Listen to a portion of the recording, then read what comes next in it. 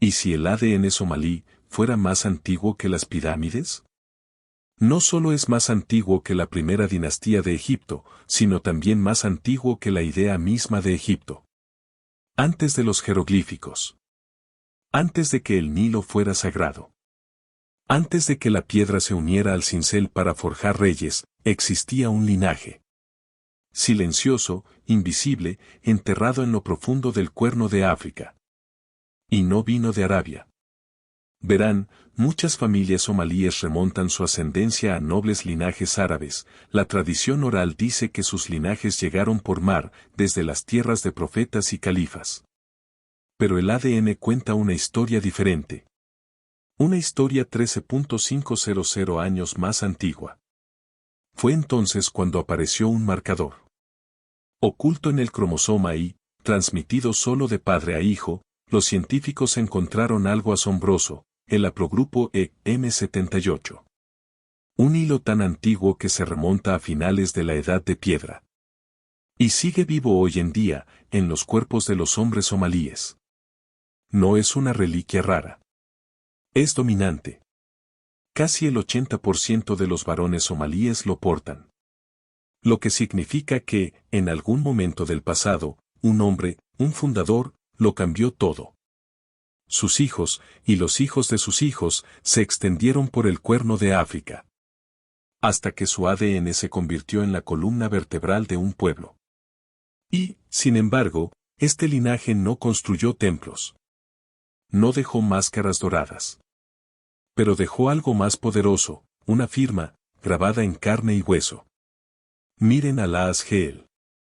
Ganado pintado, figuras danzantes, manos de ocre rojo que se extienden a través del tiempo. No son decoraciones, son declaraciones. Prueba de que existió una cultura, un pueblo, mucho antes del reinado de los faraones. Y luego está el cráneo de Erto, de más de 160.000 años de antigüedad, desenterrado en la misma región. Los ojos desaparecieron hace mucho tiempo, pero la estructura está intacta. Un rostro que podría haber resultado familiar. Somalí, incluso.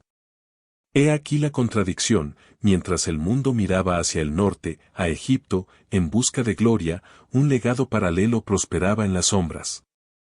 No escrito, pero jamás desechó. Pero ahora nos preguntamos, ¿quiénes eran estas personas, realmente? Este linaje no se quedó quieto. Alguien, vino del exterior. No para conquistar, sino para fusionarse. Para dejar atrás una parte de sí mismos. Porque aunque este ADN es antiguo, no es puro. Hay otra historia enterrada en los genes somalíes, una que no comienza en África, sino que termina allí. Para encontrarlo, tenemos que retroceder en el tiempo, y seguir una migración que ningún libro de historia nos enseñó, la que dio la vuelta y regresó. Pero esta migración no fue desde África. Estaba metido en ello. Hace aproximadamente 23.000 años, antes de la agricultura, de las ciudades, antes de la época histórica, algo extraño ocurrió. Un grupo de humanos dio la vuelta. Cruzaron el Mar Rojo, y desaparecieron en la memoria genética de África. No quedan monumentos. No quedan lenguas. Solo una huella, débil, pero permanente, en el ADN de quienes un día se llamarían somalíes. Los científicos lo llaman el componente etíope somalí. No es árabe. No es europeo. Ni siquiera es lo que consideramos de Oriente Medio. Es algo más antiguo, algo que se separó de Eurasia mucho antes de que las naciones tuvieran nombre. Hodgson et al., 2014. Ese estudio lo desveló. Encontraron esta ascendencia escondida a simple vista. Un linaje fantasma.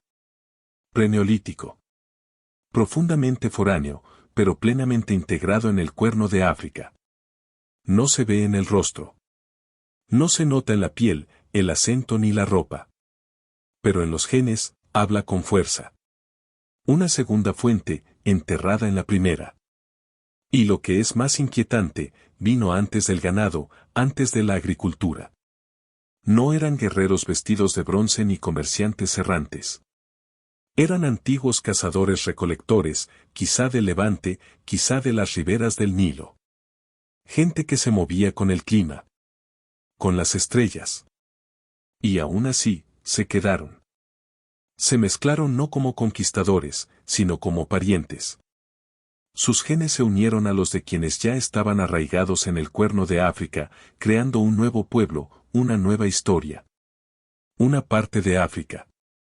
Una parte de un extranjero que regresa. No construyeron ciudades.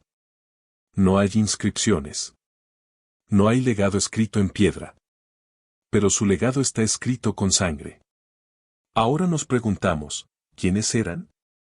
No solo de dónde vinieron, sino OMS los guió.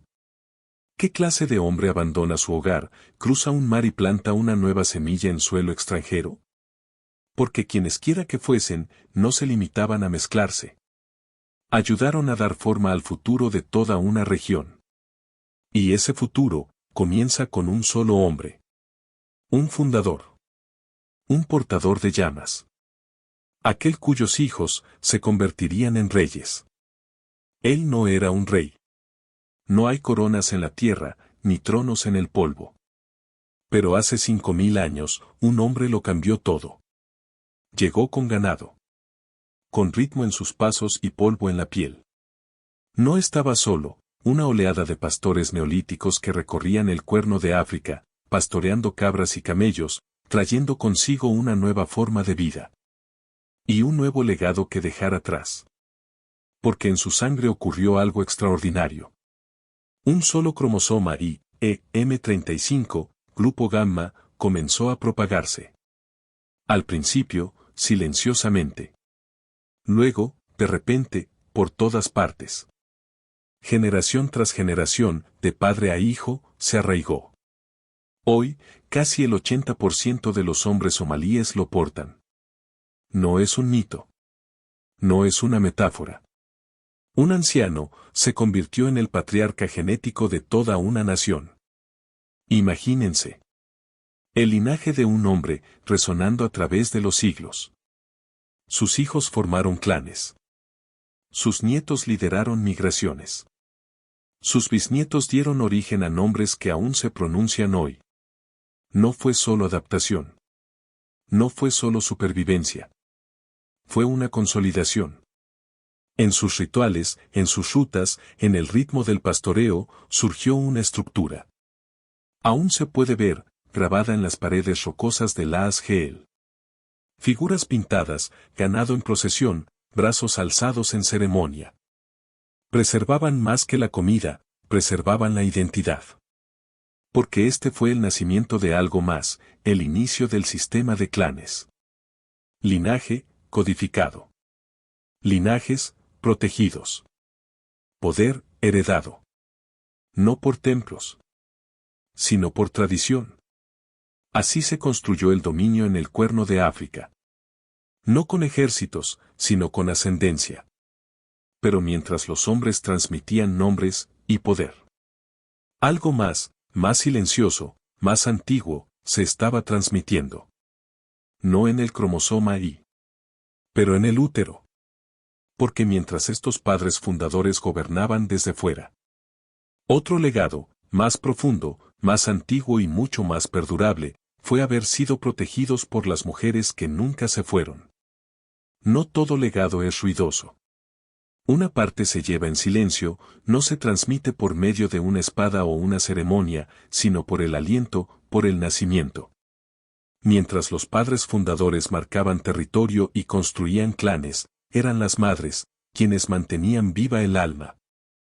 Y su historia está escrita en el código mitocondrial. Transmitido únicamente de madre a hijo, el ADN MT no se desvanece.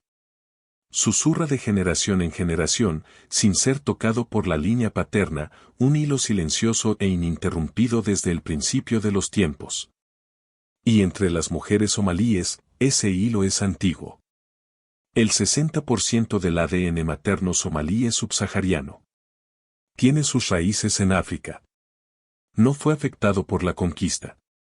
Esto nos dice lo siguiente: mientras los hombres se desplazaban, comerciando, pastoreando, migrando, las mujeres permanecieron. Poseían la tierra, el idioma, el linaje. No se les nombraba en los pergaminos. Sus tumbas no estaban doradas. Pero genéticamente sobrevivieron a cada tormenta. L3, L2, M1, no son solo haplogrupos. Son ecos de las primeras migraciones. Algunas de estas líneas se remontan a los primeros humanos modernos que caminaron por el Cuerno de África, otras se conectan con quienes retornaron a África y se integraron en la región. Pero no importa cuál sea la fuente, fue a través de las mujeres que estos linajes perduraron. Estas mujeres no escribieron la historia. Se convirtieron en ello. Hoy en día, cada somalí, ya sea nacido en Mogadiscio o en Minneapolis, lleva consigo un poco de ellos. Su resistencia. Sus decisiones. Sus sacrificios. No escritos, pero inconfundibles. Mientras que el cromosoma Y fue moldeado por oleadas de cambio, el ADN-MT se mantuvo firme. Es, en muchos sentidos, el ancla. La continuidad entre épocas. La memoria biológica de la Tierra. Pero la memoria por sí sola no define la identidad. Porque justo cuando estas líneas maternas estaban anclando a Somalia, una nueva fuerza, un reino obsesionado con la riqueza, con los rituales y con el misterio, estaba llegando al sur. Y lo que encontró fue el Cuerno. Una tierra rica en incienso, bestias y algo aún más preciado. Familiares. Familiares. Así los describieron los egipcios. En los grabados de los templos, en los pergaminos de las expediciones, en las paredes pintadas de las tumbas de los faraones, hay un nombre que se susurra una y otra vez. Punt. La tierra de los dioses. La tierra del incienso. La tierra, que me devolvía la mirada como un espejo. Lo llamaban místico. Sagrado. Rebosante de oro, marfil, ébano y la ofrenda más preciada de todas, mirra. Y así, cruzando el Mar Rojo, llegaron los barcos. Pero ¿qué pasaría si esto no fuera solo comercio? ¿Qué pasaría si Egipto estuviera visitando a su familia? En 2020, investigadores examinaron babuinos momificados de tumbas egipcias, animales de la realeza, venerados en la muerte, preservados en templos. ¿Y sus isótopos? ¿Su ADN? Coincidía con la costa somalí eritrea. No vagamente. No tal vez. Precisamente. Esos babuinos habían venido del Cuerno de África. Y de repente, el mito se convirtió en memoria. La tierra de Punt no era un cuento de hadas, era real. Era Somalia. Eritrea. La cuna austral del Mar Rojo. Y el rastro genético va en ambas direcciones. El haplogrupo M1, un linaje materno, aparece tanto en los antiguos egipcios como en los somalíes modernos. También lo hace el M35, la misma línea paterna que dio forma a los clanes somalíes. ¿Coincidencia? ¿O continuidad? ¿Los egipcios comerciaban con sus primos genéticos? Observa atentamente la obra de arte, el cabello trenzado, los rasgos, la ropa. Los puntitas no parecían conquistados. Me resultaban familiares. Esto no fue conquista. Fue parentesco.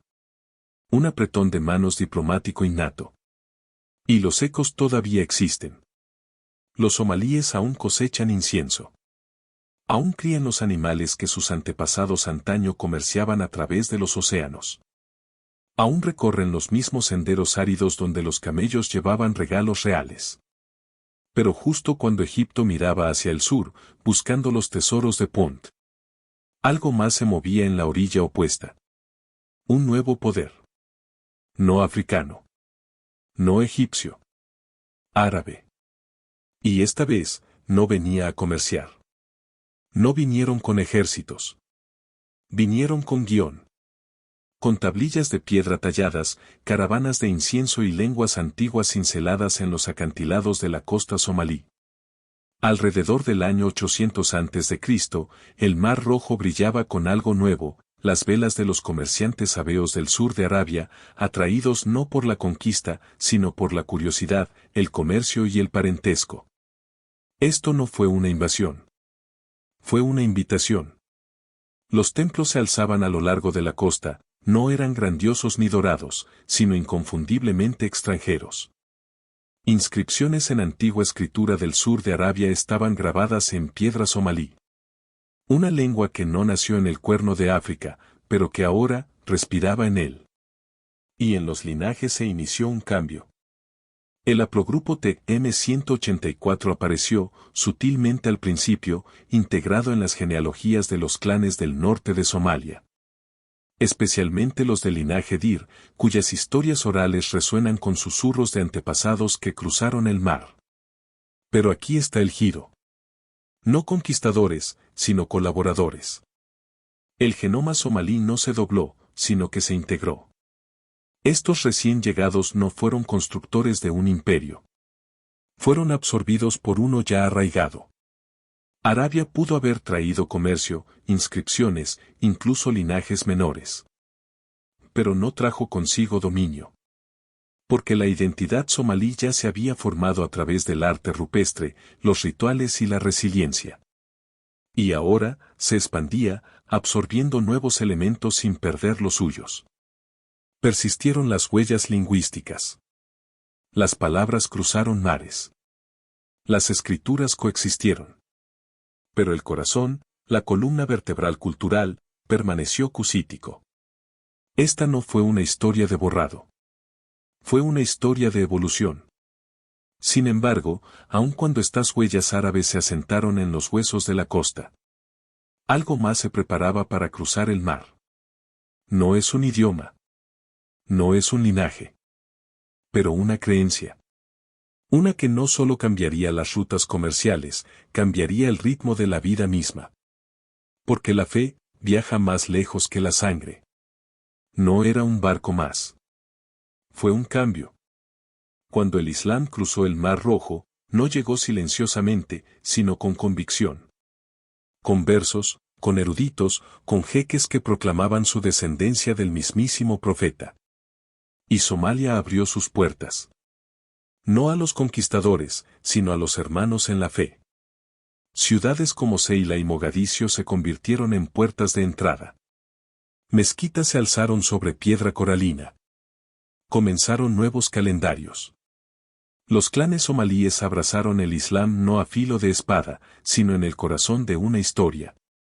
Una nueva historia, de origen divino, nobles antepasados árabes y prestigio espiritual. Y pronto, cada linaje pareció hacerse eco de la misma afirmación. De ascendencia árabe. Jeque Isaac. Jeque Darod. Nombres llevados con orgullo, transmitidos de padre a hijo, no solo linajes, sino identidades. Pero el ADN cuenta una historia más silenciosa. El haplogrupo J1, el marcador más asociado con los hombres árabes, aparece en solo el 3% de los hombres somalíes. Solo 3. ¿El resto? Sigue siendo EM35. Sigue siendo TM184.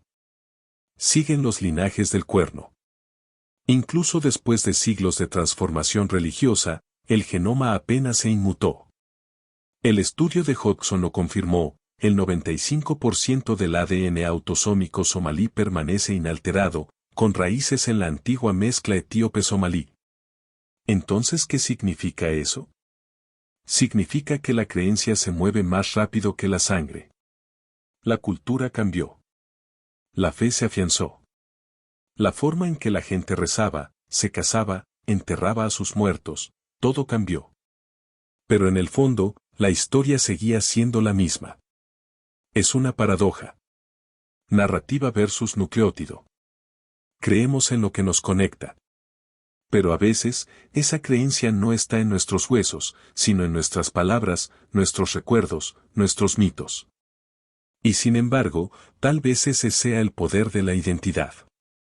Que incluso cuando el ADN no cambia, la historia sí. Pero esto plantea una pregunta más profunda. Si la religión transformara la cultura, ¿por qué no transformó los genes?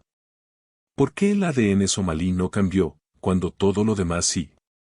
La contradicción sigue creciendo. Si la fe no cambió los genes, ¿qué lo hizo? Porque aquí está el giro, el ADN somalí no solo resistió la transformación externa.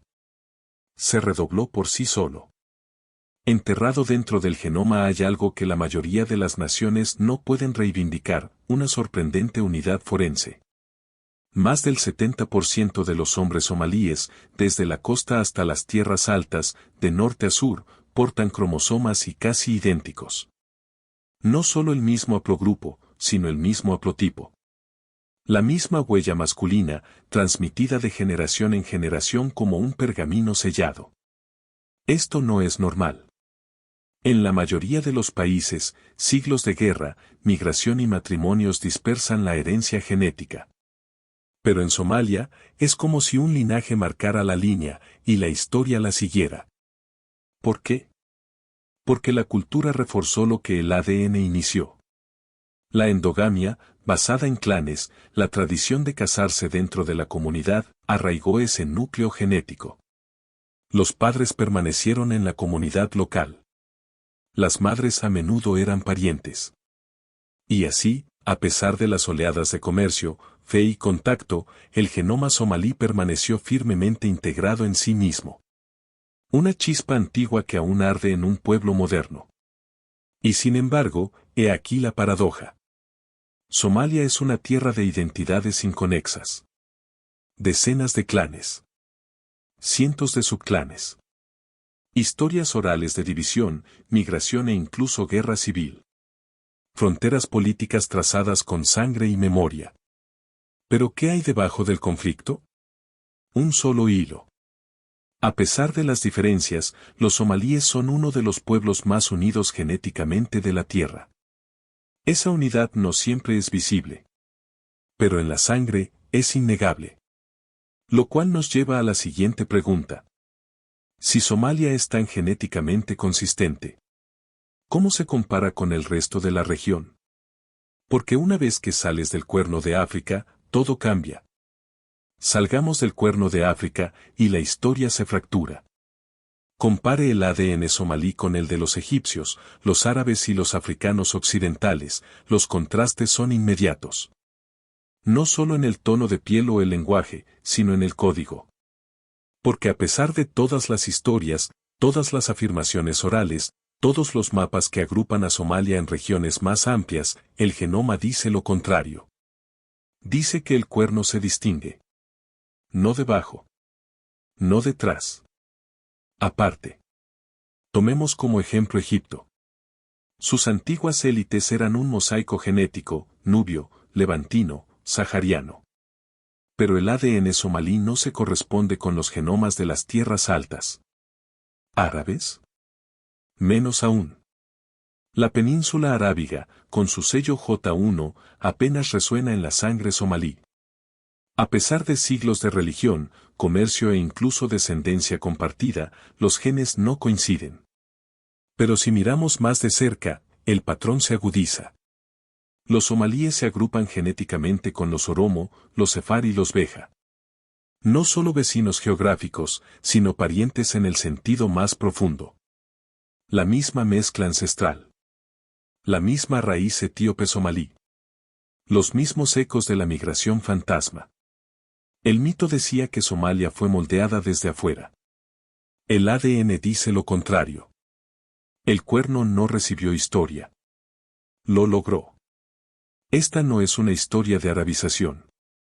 Es una historia de resistencia, no con armas, sino con herencia. De identidad que absorbió influencia, pero nunca se rindió a ella. El ADN somalí no es una reliquia. Es un récord. De supervivencia. De selección. De un pueblo que mantuvo su posición, genética, cultural y espiritualmente. Pero incluso después de todo lo que hemos descubierto, todavía falta algo. Los genes nos dicen que está vivo. Pero ¿qué pasa con lo que está muerto? Porque si los vivos llevan tanta historia, ¿qué secretos aún permanecen enterrados? Hemos visto el legado. Ahora necesitamos los huesos. Tenemos el ADN de los vivos. Pero los muertos permanecen en silencio. Esa es la pieza que falta, el único hueco en todo este rompecabezas genético.